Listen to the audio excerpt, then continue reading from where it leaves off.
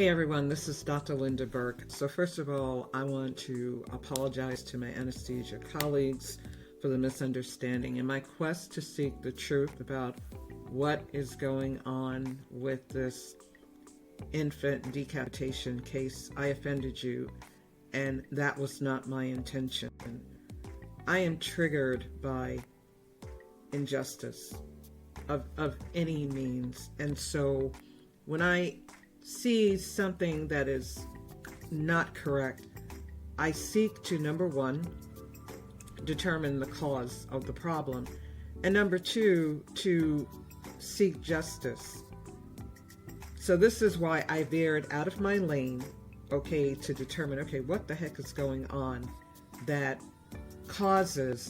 has caused a colleague who I don't know to receive death threats. So my apologies, anesthesia.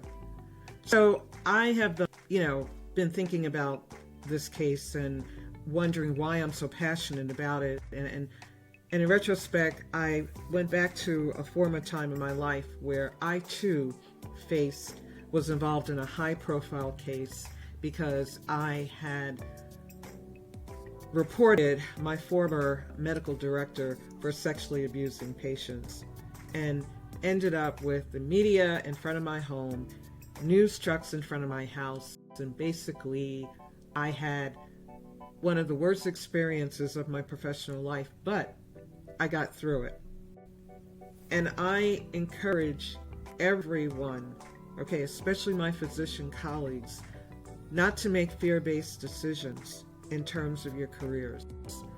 I have faced 3 significant moments in my life they were the scariest moments of my life. One, when my son, at the age of 19, literally broke his neck. He had a C4, C5 fracture.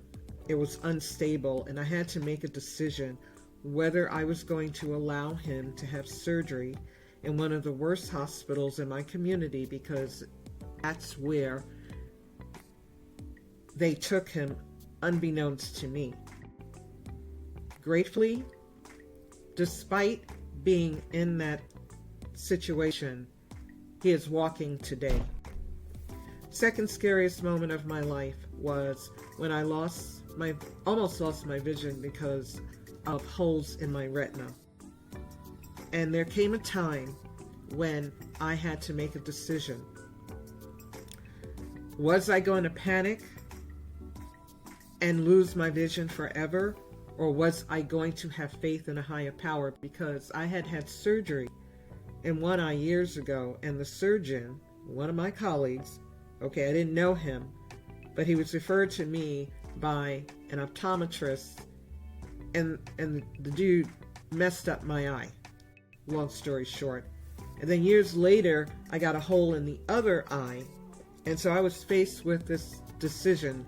Do I have surgery? And the specialist that I was going to, a different person, probably would have done the surgery right, and the hole would have closed. But I had to make a decision because I was involved in a personal situation, a very traumatic marriage. And I knew that if I had surgery, my former husband was not going to be supportive. And the third scary moment in my life that I faced was going through a divorce where ultimately I lost everything. Even though I worked hard as a physician to get all of these material things, I basically lost everything and had to start all over again. So you're looking at a person, who's been through several trials of fire and came out whole on the other side. And so I encourage everyone, especially my colleagues. I'm from a different generation, And the generation that I'm from, we fought. We fought for our civil rights. We fought for Obamacare, and we won. I cannot tell this new generation what to do, but I will implore you, do not make fear-based decisions, because they will not serve you well. I sadly look at what's happening in our medical system, and I wish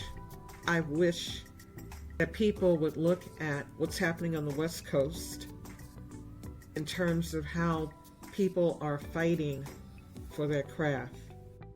They're fighting for the ability to do what they were trained to do, which is to write creatively.